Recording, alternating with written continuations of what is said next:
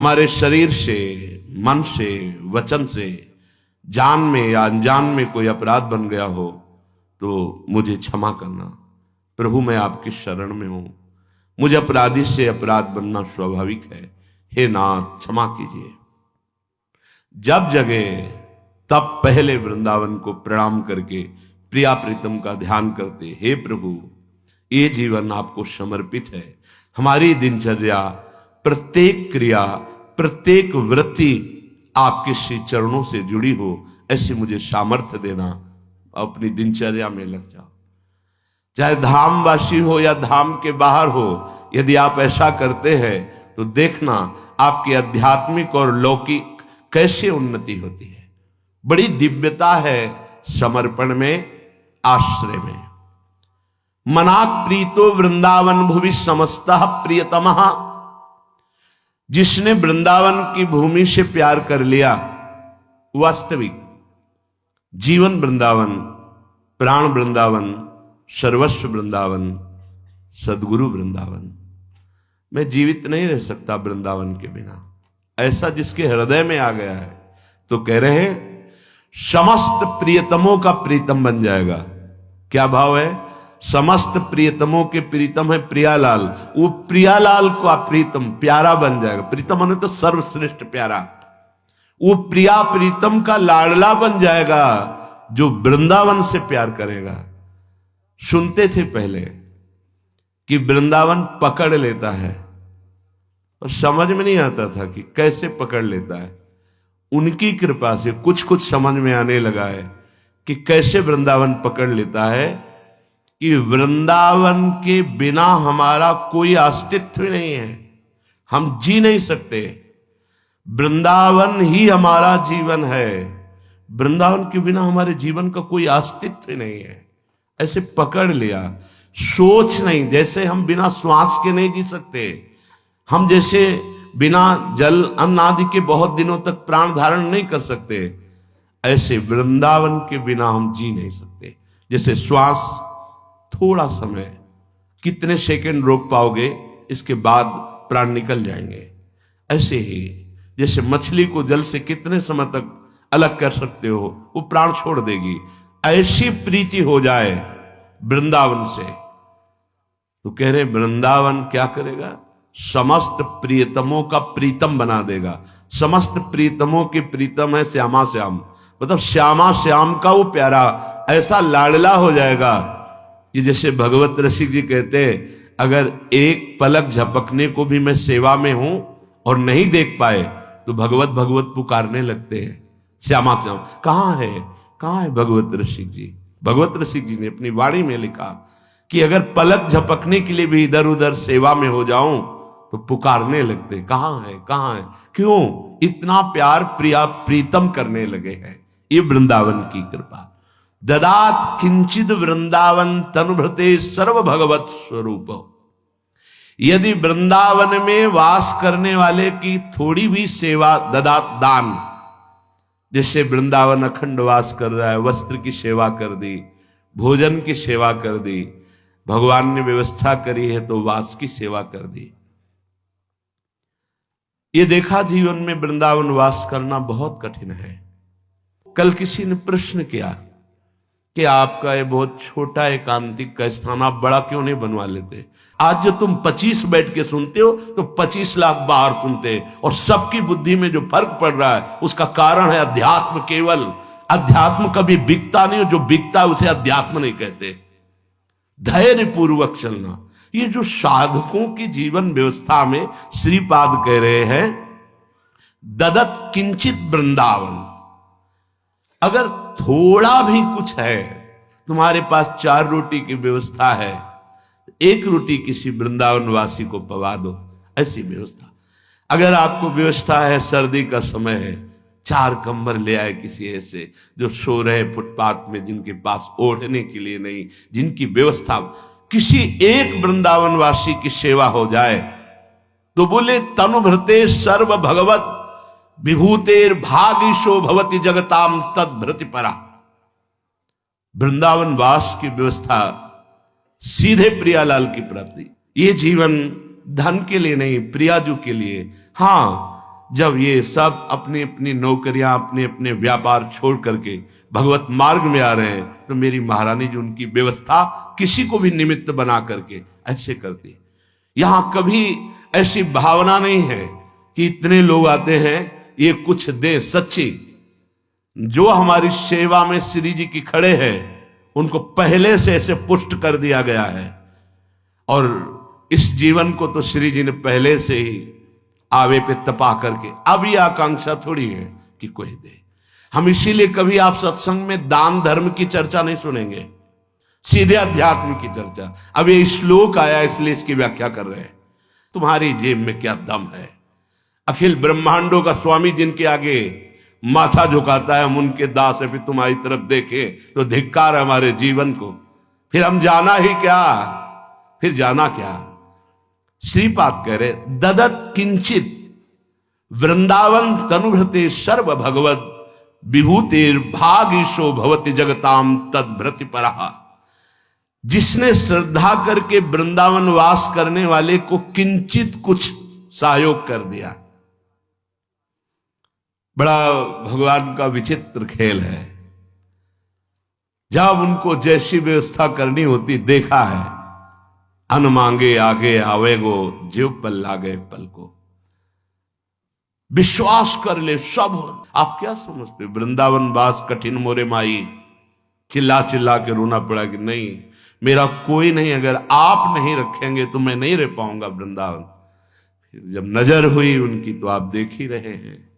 ये हम इसलिए बता रहे हैं कि वृंदावन वासी की अगर इतनी भी सेवा हो गई तो कह रहे हैं कि भगवान की समस्त विभूतियां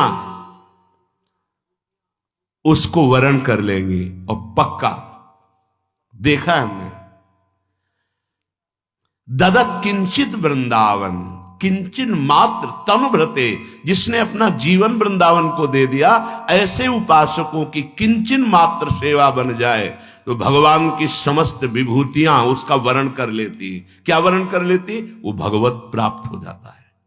बहुत बहुत दुर्लभ बात, भगवत प्राप्त हो जाता है। ये भगवत प्राप्ति क्यों हुई बिना साधना के उसको? क्योंकि जो साधन कर रहे हैं वृंदावन में प्रिया प्रीतम की प्राप्ति के लिए, तो मोरे मन प्रभु अस विश्वासा राम ते अधिक राम कर दासा। जैसे मां को प्रसन्न करना हो तो बेटे को दुलार करने लगो। कोई मां है अपने बच्चे को ले उसको टॉफी दुलार, तो उसकी करुणा वात्सल्यमयी वृत्ति तत्काल, नहीं भाई साहब आप क्यों ऐसा कर रहे हैं, नहीं बहुत प्यारा बच्चा, वो आपकी तरफ करुणा दृष्टि से देखेगी। भगवान के लाडले हैं साधक जन, इनकी छोटी मोटी वृत्तियों को मत देखना। जिन्होंने अपना जीवन समर्पित कर दिया है तो मेरे प्रभु उनको ऐसे देखते हैं जैसे किसी का इकलौता प्यारा लाडला अधिकारी संपूर्ण वैभव का, ऐसे अपने भक्तों को देखते हैं। जो अपराध भक्त कर करे राम रोष पावक सो जरे।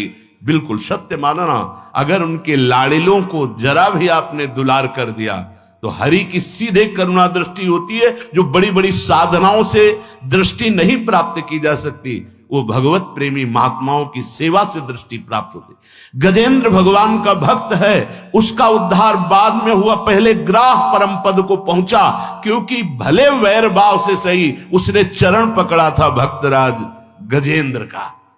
तो पहले सुदर्शन पार्षद ने उनका स्पर्श करके ग्राह को पहले परम पद भेजा, फिर बाद में बचाया गजराज को।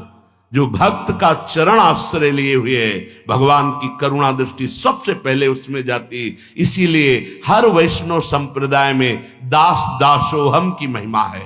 जो भगवान के भक्तों के चरणों की दासता स्वीकार कर ली, वो कैसा भी हो भगवान उसे परम पद देते। अपने भक्तों से भी ज्यादा प्यार अपने भक्तों की भक्ति करने वाले से प्रभु करते।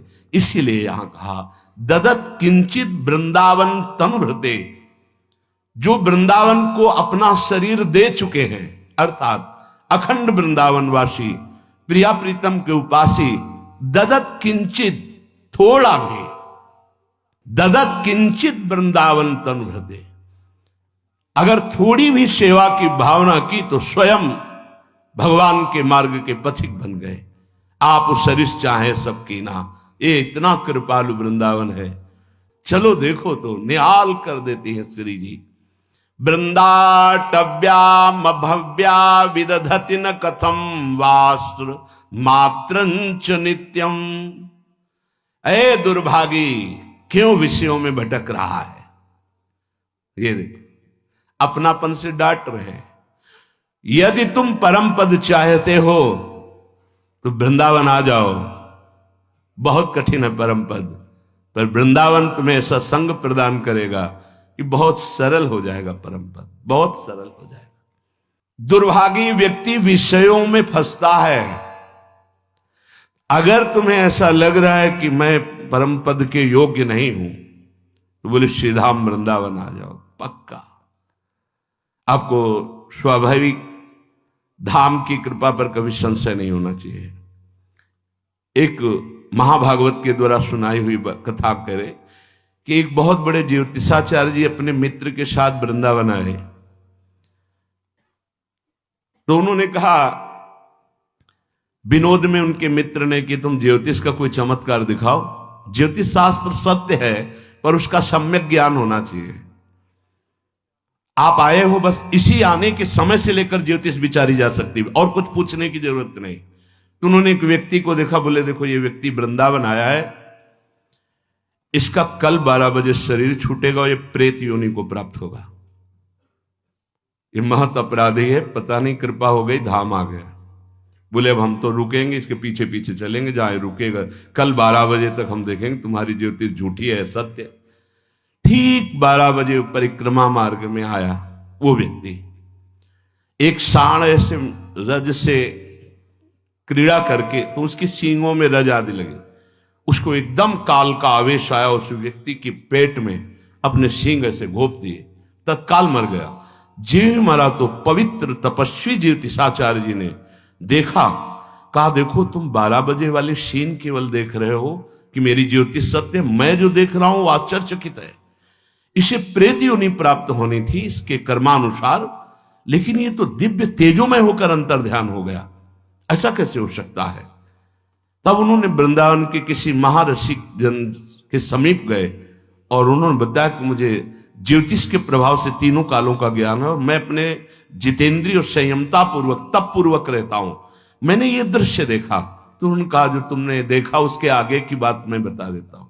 उस सांड के सींग पर वृंदावन की रज थी। रज जे ही उदर में गई और उसके प्राण निकले तो प्रियाजू के पास सीधे वो पहुंच गया।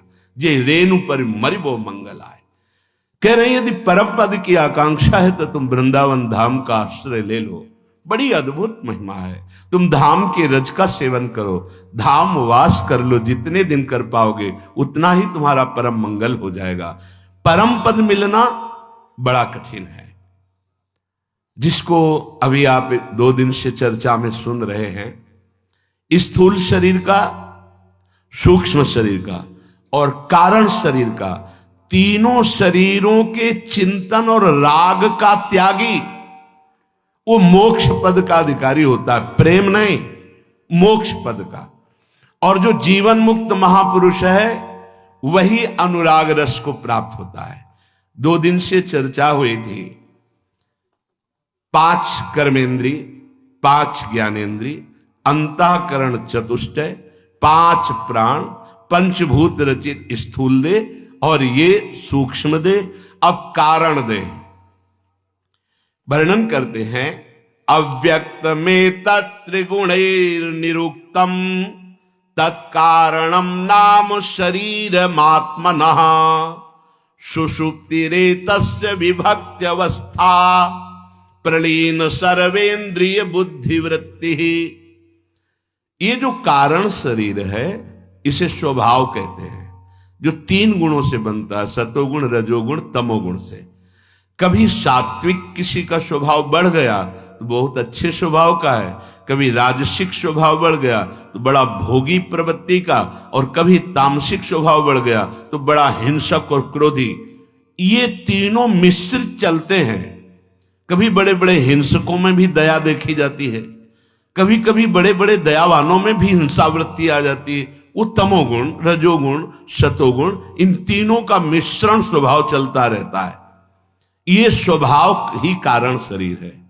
जैसे जागृत अवस्था में स्थूल देह का भान और सुषुप्ति के समय जो स्वप्नावस्था है ये सूक्ष्म देह का भान, और गाढ़ सुषुप्ति में ये कारण शरीर का भान, जो जगने पर कहता है कि मुझे कुछ याद नहीं, 5-6 घंटे मैं बहुत अच्छे से सोया।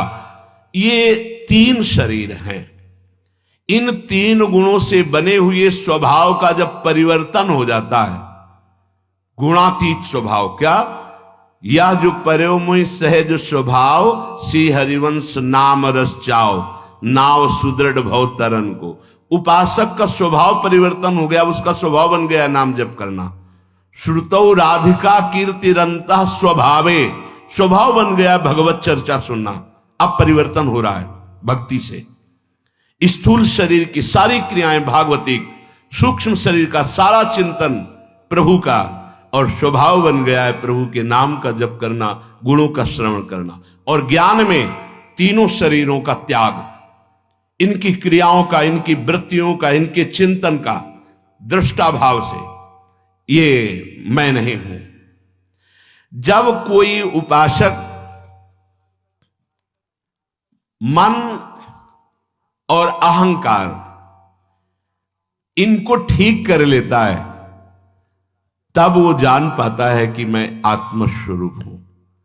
मन ही बंधन और मोक्ष का कारण बताया गया है।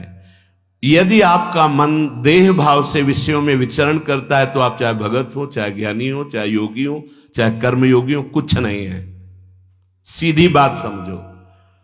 मन जब अहम से, देह भाव से भोगों में विचरण करता है तो आत्मस्वरूप अकर्ता होकर के भी बंधन को प्राप्त हो रहा है, क्योंकि वो अपने को भूलकर अंतःकरण के अहम धर्म से युक्त हो गया है।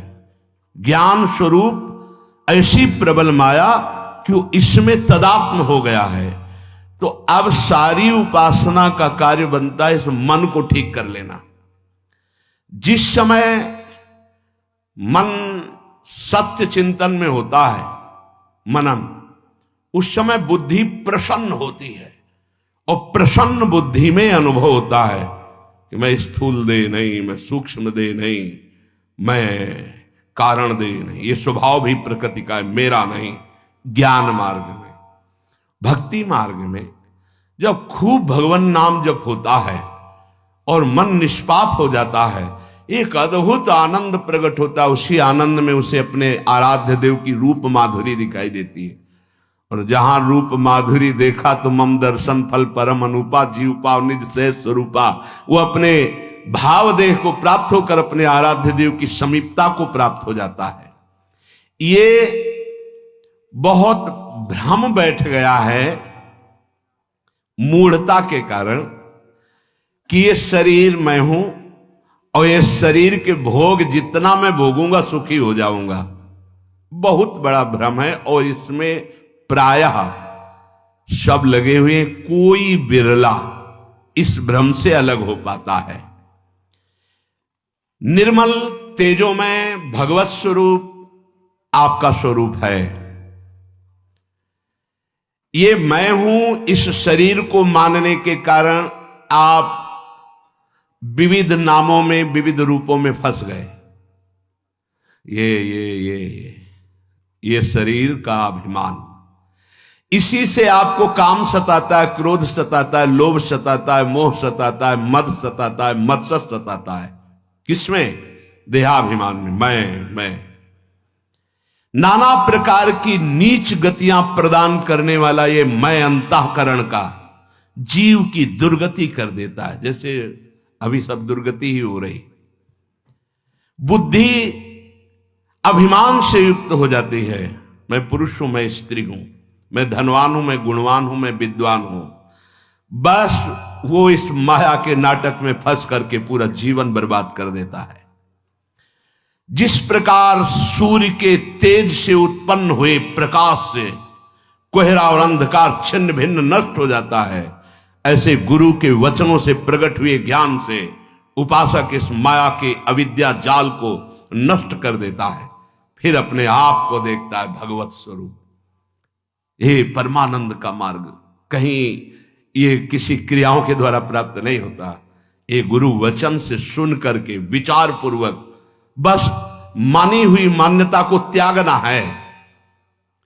ये जब तक पंच कोशों का त्याग नहीं हो जाता तब तक वो परमानंद को नहीं प्राप्त होता। 3 शरीर और 5 कोश। 3 शरीर सुना, स्थूल शरीर, सूक्ष्म शरीर, कारण शरीर। पंचकोश पहला है अन्नमय कोश।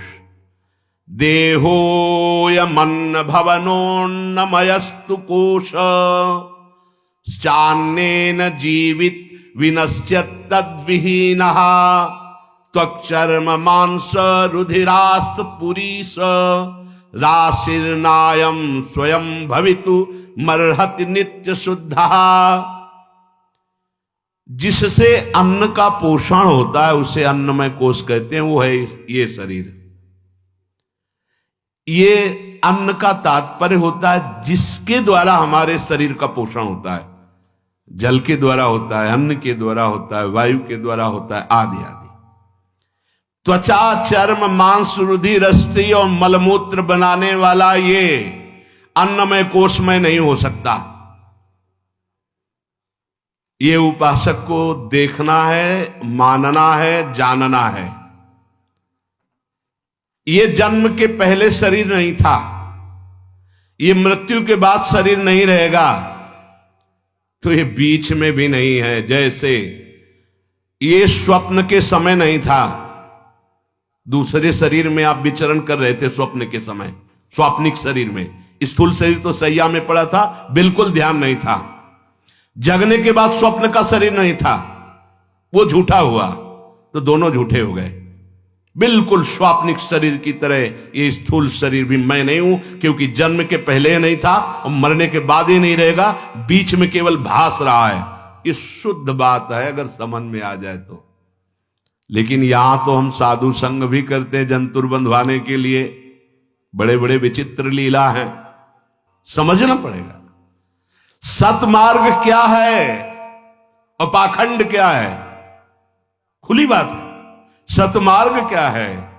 साधु का मतलब है 5 कोशों का बाध करने वाला, तीनों शरीरों के राग का त्यागी।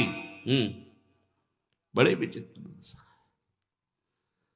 कैसे भगवान सतमार्ग देते हैं। धन्य भाग है जिनको जो सतमार्ग में चल रहे।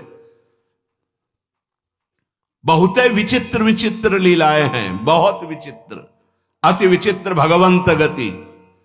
इसलिए थोड़ा तो सत्संगी जन बुद्धिमानी करो। इन शरीरों के राग के त्याग का नाम भगवदानंद है।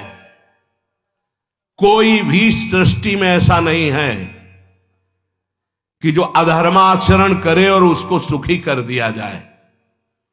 जो धर्माचरण करे उसको परिणाम में दुख हो, ऐसा कभी नहीं हो सकता। और जो धर्म अधर्म दोनों से ऊपर उठकर भागवत धर्म या प्रेम धर्म में है, वो भगवत साक्षात्कार करता है। कलयुग है, बहुत ही नाटक नौटंकी जो है, धर्म विरुद्ध आचरण, एकदम शास्त्र विरुद्ध आचरण, एकदम शास्त्र विरुद्ध। तस्मात् शास्त्रम प्रमाणम ते कार्या कार्यो व्यवस्थित हो, ऐसे भी बोला जा सकता है, लेकिन ये रखे इसीलिए है तस्मात् शास्त्रम प्रमाणम ते। रोड बना उसके इधर उधर भटकना नहीं, सीधे मार्ग में चलो।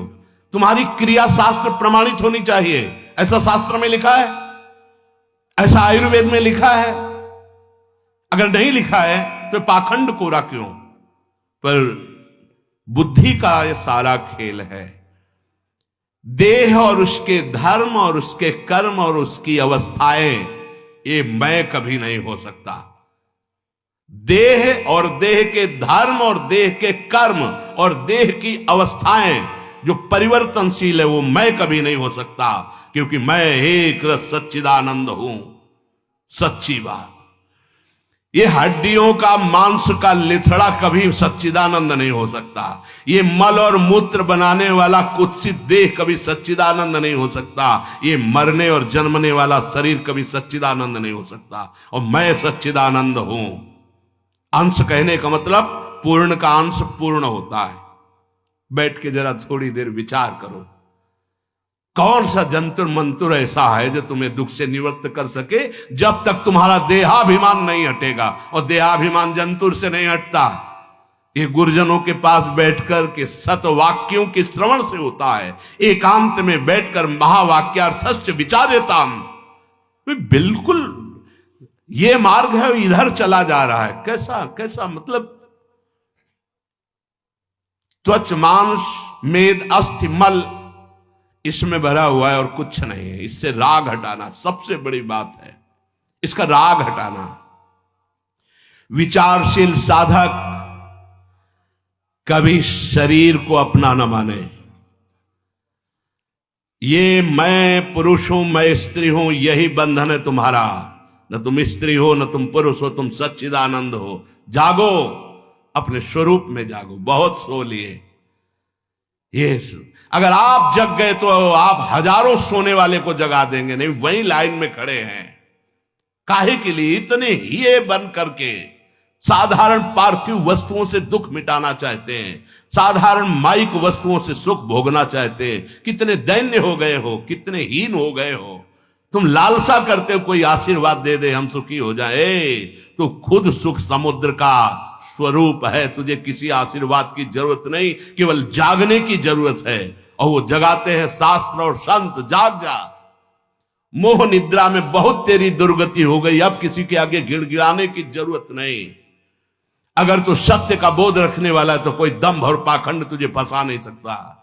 अगर सत्य को नहीं जाना तो कुछ हाथ नहीं लगना है, चाहे बाजार के सारे जंतुर तुम माला बना के पहन ले।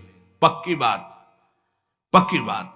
तुम सत्य मार्ग के पथिक बनो, किसी के आशीर्वाद की जरूरत नहीं, तुम आशीर्वाद देने वाले बन जाओगे। सत्यरति सत्यरति सा लोकांतार्यति। ऐ मूर्ख, ये जगत गुरु बोल रहे हैं, ऐ मूर्ख, इस त्वचा मांस मेद अस्थि मल और मूत्र में ये आत्मबुद्धि छोड़ दे, तेरा मंगल हो जाएगा। ये आत्मबुद्धि मैं तो जिसकी कल्पना भी नहीं की जा सकती, वो ब्रह्म है। तो आत्म स्वरूप है, तो भगवान का निज स्वरूप है। ये परम सत्य बात है। इसमें यह नहीं कि ज्ञान का मार्ग है, भक्ति, दोनों में एक ही आता है। मम दर्शन फल परम अनुपात जीव पावन सहज स्वरूपा। जहां ब्रह्म लिखा है वहां किशोरी लिखा। किशोरी आत्मानम किमि सुकुमारी नुकले, अपने को किशोरी रूप में देखकर किशोरी की सेवा में समर्पित होता है। चाहे जितना शास्त्रीय विद्वान हो, जब तक देह को मैं मानता है, इंद्रियों के भोगों में सुख मानता है, तब तक वो घोर अज्ञानी है। चाहे शास्त्रों का पारदर्शी विद्वान क्यों ना हो, चारों वेद कंठस्थ क्यों ना हो, वो कभी माया से मुक्त नहीं हो सकता। जब तक देह को मैं मानता है, इंद्रियों से भोग भोगता है। छाया और प्रतिबिंब और स्वप्न कभी मैं नहीं हो सकता। ऐसे जागृत अवस्था का ये शरीर कभी मैं नहीं हो सकता। ये देहात्म बुद्धि, ये असत बुद्धि अनंत जन्मों से मेरा पीछा पकड़ रही है। आज प्रयत्न पूर्वक मैं गुरुदेव के वचनों का मनन करके अब पुनर्जन्म की शंका नहीं रहने दूंगा। ये है बात। गुरुदेव के वचनों का मनन करके मैं अब पुनर्जन्म की शंका नहीं रहने दूंगा। बहुत जन्म हो गए भटकाते हुए इस शरीर के राग में, अब ऐसा नहीं होगा। तो ये अन्नमय कोश, ये स्थूल देह, प्राणमय कोश, देखो पांचों कोशों का बाध करने वाला जीवन मुक्त होता है। जीवन मुक्त ही प्रेमी होता है, बात समझ लेना। कर्मेन्द्रिय पंचभिरंचितोयम प्राणो भवेत् प्राणमयस्तु कोशः एनात्मवानन्नमयोन्न पूर्णः प्रवर्तते सौ सकल क्रियासु। प्राणमय कोश, पहला अन्नमय, दूसरा प्राणमय। ये जो कर्मेंद्रियों में कर्म करने की शक्ति होती है, प्राण से होती है। ये प्राणमय कोश कहलाता है। प्राणमय कोश अन्नमय कोश से तृप्त होकर कर्मों में प्रवृत्ति पैदा करता है। प्राणमय कोश कभी मैं नहीं हो सकता, क्योंकि ये वायु का विकार मात्र है। वायु के समान ये भीतर आने जाने वाला जो वायु है, यही प्राणों का पोषण करता है, और प्राणों का पोषण अन्नमय कोश से होता है। इसलिए मैं प्राणमय कोश कभी नहीं हो सकता। मैं इसका दृष्टा हूं, इसका साक्षी हूं, मैं आत्मस्वरूप हूं। अरे मृत्यु की धज्जियां उड़ जाती हैं जिस समय शुद्ध ज्ञान हो जाता है।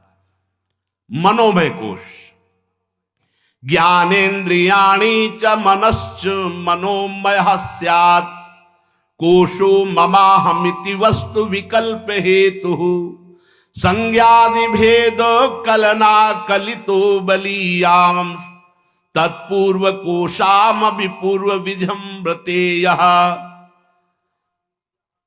ये आज मेरा मन ऐसा कर रहा है, आज मेरा मन ऐसा कर रहा है, मैं ऐसा करूंगा, ऐसा देखूंगा, ऐसा सूंघूंगा, ऐसा भोगूंगा, ऐसा छूंगा। ये मनोमय कोश है। ये विविध कल्पनाओं में भटकता रहता है। बड़ा बलवान है ये मनोमय कोश। ये पूर्व कोशों को व्याप्त करके, मतलब स्थूल शरीर को भी यही चलाता है, और प्राणमय बल क्रियाओं को, इंद्रियों को यही चलाता है। मुखिया है मनोमय कोश। जिसने 5 ज्ञानेंद्रियों के 5 विषयों को शब्द स्पर्श रूप रस गंध ज्ञानाग्नि में आहुति दे दी है, अर्थात इंद्रियों को भोगों से हटा लिया है, अब मन कुछ कर नहीं सकता। क्योंकि मन इंद्रियों के मना खष्टान इंद्रियाणि प्रकृति स्थान कर सती। जिसने ज्ञानाग्नि में या प्रेमाग्नि में, जैसे प्रेमाग्नि में तो ब्रह्मादिक के भोग सब विषम लागता है। जैसे नारायण हरि भजन में 5 न सुहात विषय भोग निद्रा हंसी जगत प्रीति बहुबात हवन कर दिया प्रेमाग्नि में या ज्ञानाग्नि में।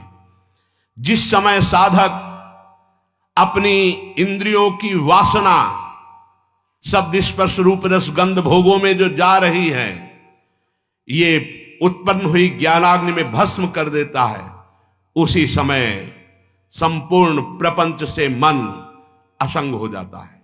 क्योंकि मन इंद्रियों के द्वारा ही भोगों में जाता है।